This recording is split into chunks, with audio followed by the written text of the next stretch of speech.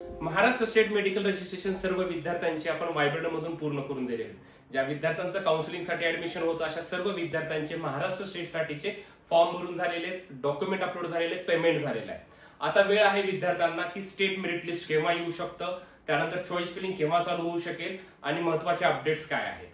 किंवा काही विद्यार्थ्यांचे असं आहे की काही एरर जर झाला असेल, माझ्याकडून काही चूक झाली असेल किंवा जे महाराष्ट्रामध्ये सर्व विद्यार्थी जे व्हिडिओ बघतायत त्यांचा महाराष्ट्राच्या फॉर्म मध्ये काही चूक झाली असेल तर काय केलं पाहिजे। काही जणांचे फोन येत आहेत, सर आमच्या डॉक्युमेंटला मेलमध्ये आलेला आहे, रिमार्क आलेला आहे, रीअपलोड म्हणून मेसेज आलेला आहे, आम्ही काय केलं पाहिजे। अशा सर्व महत्त्वाच्या प्रश्नांची उत्तरे सांगण्यासाठी नमस्कार, मी ऋषिकेश कुलकर्णी आपल्या सर्वांचं व्हायब्रंट ऍडमिशन गायडन्स या आपल्या युट्यूब चॅनलमध्ये स्वागत करतो।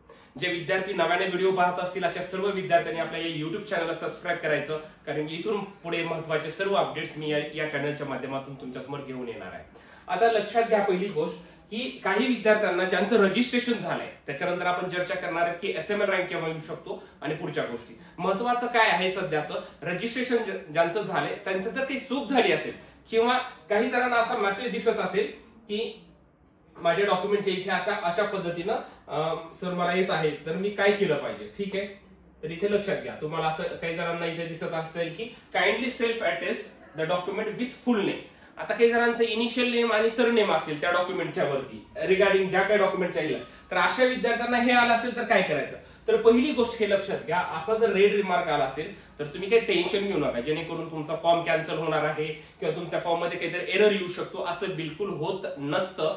तर अशा विद्यार्थ्यांना ज्यांना kindly self attest document with full name असं ज्यांना येत असेल अशा विद्यार्थ्यांनी काय करायचंय, त्या पर्टिक्युलर डॉक्युमेंटचा कलर झेरॉक्स काढायचा आहे, त्याच्यावर विद्यार्थ्यांनी त्यांचं पूर्ण नाव, फुल नेम म्हटलं पूर्ण नाव आणि खाली त्यांची सही करायची आणि त्या ओरिजिनल डॉक्युमेंट सोबत ते दोन्ही अटॅच करून स्कॅन करायचंय। ठीक आहे, आणि हे केल्यानंतर सुद्धा हा रिमार्क जात नसतो, त्याच्यामुळे काही टेन्शन घ्यायचं नाही, एकदा ते करून ठेवा। नाही जरी तुम्ही केलं तरी तुमचा बिलकुल काही नुकसान होणार नाहीये, असं पण आहे। काही जणांच्या ह्याच्यामध्ये काय येते, नुसतं सेल्फ अटेस्ट करा म्हणून येत आहे। ठीक आहे, काही जणांना असं येत आहे की make an affidavit for the document, म्हणजे जर काही नावामध्ये चूक झाली असेल, समजा आता काही जणांचं असं असतं की एखाद्या वडिलांचं नाव, एखाद्या विद्यार्थ्याच्या वडिलांचं नाव समजा संदीप असेल, तर काय डॉक्युमेंटवर काय असणार आहे, SANDEEP सपोज।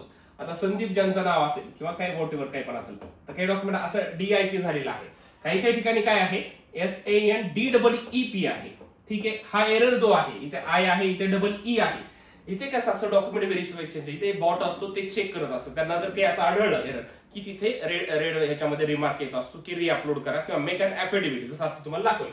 तर अशा वेळेस काय करायचं, विद्यार्थ्यांनी त्यांना एक ऍफिडेव्हिट बनवावं लागेल, ज्याला आपण शपथपत्र म्हणतो, की हे IP आणि EE हा दोन्ही व्यक्ती एकच आहेत असं त्यांना शपथपत्र तयार करावं लागेल आणि ऍडमिशनच्या वेळेस त्यांना सोबत घेऊन जायचं। आता केलं असेल तुम्ही इथे त्या ओरिजिनल डॉक्युमेंट सोबत ते ऍफिडेव्हिट सुद्धा अपलोड करू शकता। आता जरी केलं नसेल तरी तुम्हाला हे ऍडमिशनच्या वेळेस जेव्हा जाणार कॉलेजला त्यावेळेस तुम्हाला तिथे ते दाखवावं लागेल। परंतु याच्याने तुमचा फॉर्म रिजेक्ट होणार आहे का, बिलकुल नाही। म्हणजे जरी तुम्हाला रेड मार्क आला असेल, काही विद्यार्थ्यांच्या इथं काय येत आहे, रिअपलोड करा, रिअपलोड असं येत आहे। आता हे रिअपलोड करा कशासाठी येत आहे, काही जणांचे डॉक्युमेंट थोडेसे ब्लर दिसत आहेत। ठीक आहे, आता काही सपोज ऍडमिट कार्डच्या इथं आलं असेल तर त्याची ओरिजिनल कॉपी हे जास्त केबी मध्ये असते, आपल्याला काय 300 पेक्षा केबी मध्ये ते डॉक्युमेंट अपलोड करायचं, कमी रिसाइज करायचे। रिसाइज केल्यामुळे थोडेसे डॉक्युमेंट ब्लर दिसू शकतात। जरी असं आला असेल तरी काही काळजी करू नका, आपण एकदा अपलोड करू शकतो। तरी पण हा रिमार्क तुम्हाला तिथे दिसेलच, अपलोड केलेलं जरी झालं असेल तरी हा रिमार्क दिसतच असतो, हा ग्लिच असतो। हा काय अपलोड केला जातो का, बिलकुल जात नाही, ही दरवर्षीची प्रोसेस आहे। त्यामुळे विद्यार्थ्यांनी पालकांनी अजिबात पॅनिक व्हायचं नाही, याच्यामुळे माझं कॅन्सल होणार आहे का, याच्यामुळे माझं मेरिट मध्ये नाव येणार नाही का, असं बिलकुल अजिबात होणार नाही। त्यामुळे असं रिअपलोड आला असेल अजून एकदा अपलोड करून पाहायचं आणि हा रिमार्क असाच राहत असतो। त्यामुळे विद्यार्थ्यांनी काहीही काळजी करायची नाही। ज्यावेळेस आपण ऍडमिशनला जाणार कॉलेजला त्यावेळेस तुम्हाला तिथे त्यांना ओरिजिनल ते पाहत असतात, त्यांना ते व्यवस्थित दिसतं, त्यामुळे अजिबात ऍडमिशनला काही अडथळा या गोष्टीचा येत नाही। एकदा तुम्ही करू शकतात आणि बघू शकतात। ठीक आहे, म्हणजे हा एक झाला आता, आणि रिअपलोड एक दिसत आहे, मेक अन ऍफिडेव्हिट एक दिसत आहे, किंवा फुल नेम विथ सेल्फ अटेस्ट असं यांना पण मी सांगितलं काय करायचंय, ऍफिडेव्हिटला पण मी सांगितलं काय करायचंय, रिअपलोडला आलं तरी पण मी सांगितलं काय करायचंय। याच्या व्यतिरिक्त काही एरर्स विद्यार्थ्यांना दिसत असतील तर सपोज आता कन्सिडर की असं आलेलं आहे, जर तुमचं असं काही आलं असेल की सर माझं कॅटेगरी एससीबीसी आहे आणि मला ओपन मध्ये जायचं आहे, जनरल कॅटेगरी करायची, सर माझं मेल होतं पण फॉर्म मध्ये चुकून फिमेल झालंय, अशा विद्यार्थ्यांनी काय करावं? असं कुठला तर एरर आपल्या कुठे विद्यार्थ्याचा झाला नाहीये, परंतु काही विद्यार्थ्यांचे मला मेसेज येत आहेत, काही याच्यावर युट्यूबला देखील कमेंट येत आहेत की सर आमचं असं झालं तर आम्ही काय केलं पाहिजे. तर विद्यार्थ्यांनी लॉग इन करायचंय. लॉग इन केल्यानंतर तिथे हेल्प डेस्क दिसत आहे, हेल्प डेस्क, इथे ओपन अ न्यू तिकीट याला क्लिक करायचंय आणि ते तिकीट जनरेट झाल्यानंतर त्याचं जे पर्टिक्युलर टॅब दिलेले आहेत त्यांनी, जे इश्यू आहे त्याच्यामध्ये मेन्शन करायचंय, त्याच्यामध्ये मेसेज मध्ये लिहायचंय की माझं हे झालेलं आहे, सब्जेक्ट लिहायचा आहे, जसं की request for change category from SEBC to general असं दिलेलं आहे, त्याच्यानुसार तो सब्जेक्ट लिहा, त्याच्यामध्ये तुम्ही डिटेल हे करा आणि तिथे एक अटॅच फाईल आहे, फाईल अटॅच करायची, मग त्याचं प्रूफ द्यायचं की माझं जनरल कॅटेगरी, माझ्याकडे एसीबीसीचे डॉक्युमेंट नाही, माझी जनरल कॅटेगरी आहे, किंवा जे काही दुसरं कोणाचं झालं असेल की माझी चुकून ही कॅटेगरी झाली, माझी ऍक्च्युअल कॅटेगरी NT1 आहे, माझं चुकून झालेलं आहे NT3 झालेलं आहे, तर त्यांनी NT1 चे डॉक्युमेंट अटॅच करायचे आहेत आणि हे करायचं आणि तात्काळ तुम्हाला त्याचा आन्सर देखील मिळत आहे.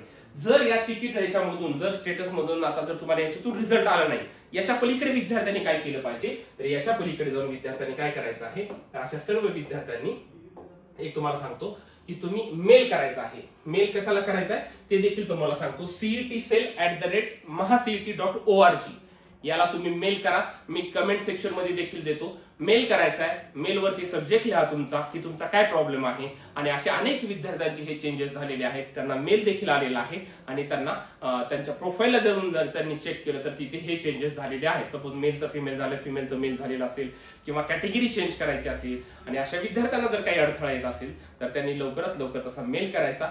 मेल केल्यानंतर तुम्हाला त्याचं सोल्युशन नक्कीच मिळेल. हे महत्वाच्या गोष्टी. आतापर्यंत ह्या गोष्टी तुम्हाला लक्षात आल्या. आता पुढचं महत्वाचं काय, इथून याच्यानंतर काय होणार आहे, SML लिस्ट येणार आहे तुमची, ठीक आहे, SML लिस्ट येईल.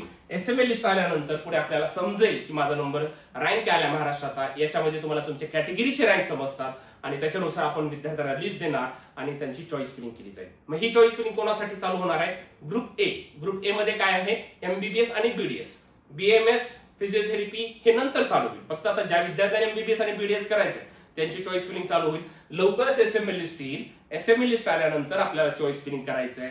तर एक्झॅक्टली इथून पुढचं महत्वाचं काय असतं, चॉईस फिलिंग करताना काय काळजी घेणं गरजेचं आहे, महत्वाचे राऊंड 1 चे नियम काय आहेत, ह्या सर्व गोष्टी पुढच्या सेशन मध्ये मी तुम्हाला सांगणार आहे. आता महत्वाची पहिली स्टेप सर्व विद्यार्थ्यांनी करायची आहे. रजिस्ट्रेशन झालंय, याच्यामध्ये काही चुका असतील किंवा काही आलं असेल तर त्याला कसं ओव्हरकम करायचं हे तुम्हाला मी सांगितलं.